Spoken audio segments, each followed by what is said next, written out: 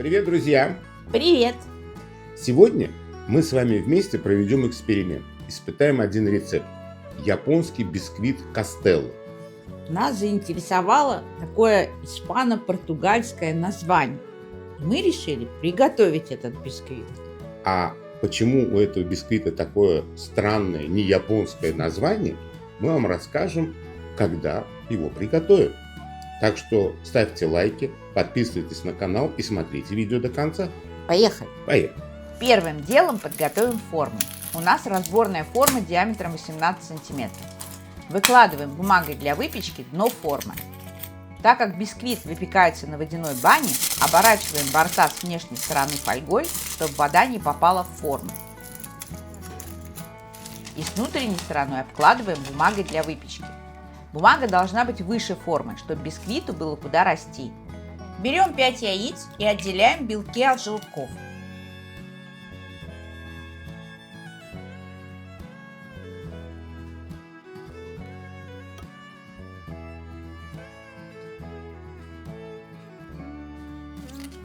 Белки накрываем пищевой пленкой и убираем в холодильник. Ставим ковшик на небольшой огонь, наливаем молоко, растительное масло и добавляем сливочное масло. Даем сливочному маслу немного разойтись и убираем ковшик с огня. Когда масло сливочное полностью растворится, добавляем щепотку соли и ванильный экстракт.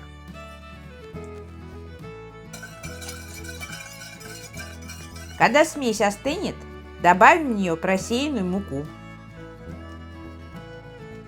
Перемешаем.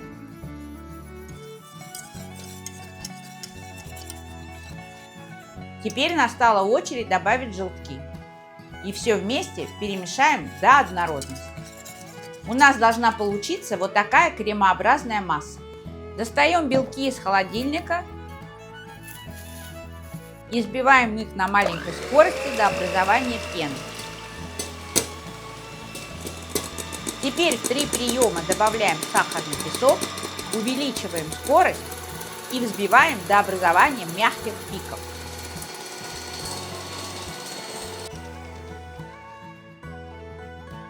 Сначала перекладываем примерно четверть взбитых белков к нашей молочно-желтковой смеси. Делаем это по частям, каждый раз аккуратно перемешивая.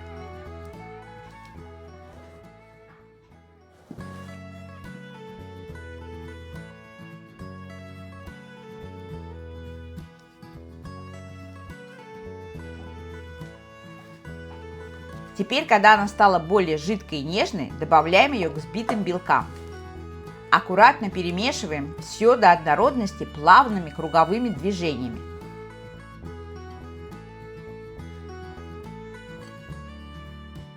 Все, можно заливать в форму.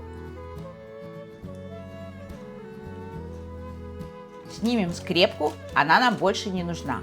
Палочкой выгоняем воздух, потрясем форму и удалим пузырьки с поверхности. Заливаем горячую воду и отправляем в духовку, разогретую до 160 градусов, примерно на час.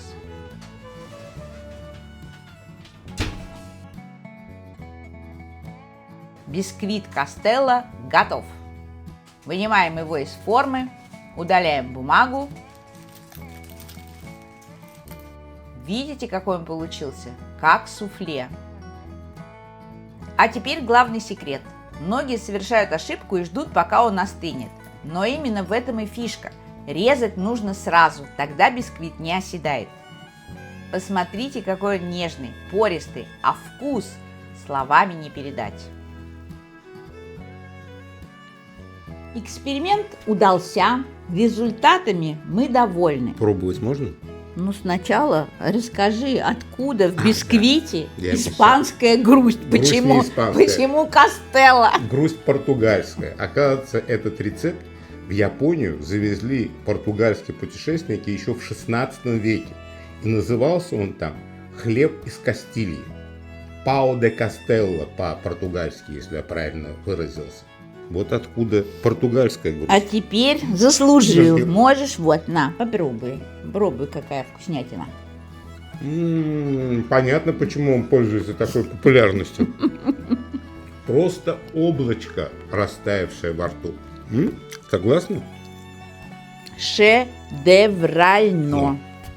Сделайте себе такой пао де кастелло, и у вас на столе будет просто чудо, чем вы захотите обязательно угостить своих любимых. Так что подписывайтесь на наш канал, там вы найдете еще много интересных рецептов. В комментариях обязательно напишите, какой десерт вам больше нравится. Ну и задавайте вопросы, конечно, нам. А главное, никогда не бойтесь экспериментировать. Готовьте с нами, готовьте как мы, готовьте лучше нас. Угощайте своих любимых необычными, потрясающими, вкусными блюдами. И не забывайте ставить лайки. До новых встреч! Пока!